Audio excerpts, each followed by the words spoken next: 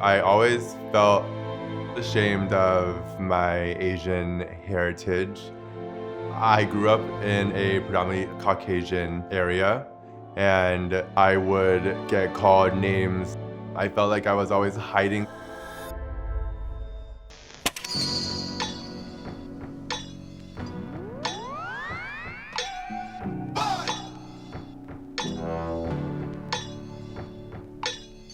My name is Patrick Ta. I am the founder of Patrick Ta Beauty. I never even a million years thought that my brand could be in Sephora. There's no other store that I would dream to be in.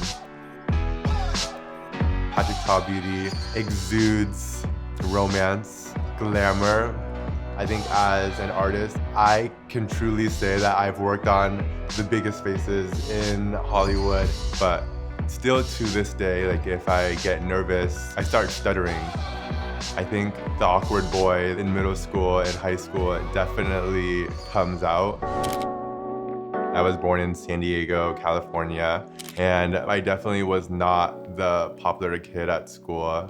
I was very overweight. I was in the closet. In high school, I think the more flamboyant side of me started coming out, and people at school had something to say, and I started hearing whispers of, is he gay? It got to the point where I hated going to school because of how people would make me feel. I dropped out of high school a year before graduating, and that for my family was a complete no-no. My mom and my dad were both immigrants from Vietnam. They moved here and they worked so hard for me, and I look back and I remember just being so ashamed of them, and now that I'm older, all I see is that they are the hardest working parents.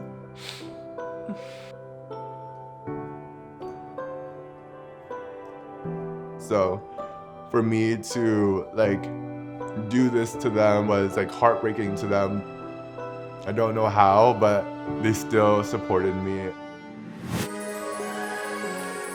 I think when I first started doing makeup, I think makeup was my armor to the real world. I started off at a makeup counter doing makeup for basically free. I was so hungry to make something for myself, and when I moved to LA, I feel like all of my dreams started coming true. I started working on magazine covers, models, actresses, the biggest names in Hollywood. 2 years ago, we launched Patrick Ta Beauty at Sephora, and I feel like our hard work has paid off. The thing that makes me the most happy, that makes me smile, is that my dad, who is a traditional Vietnamese man, he tells his friends that that's my son.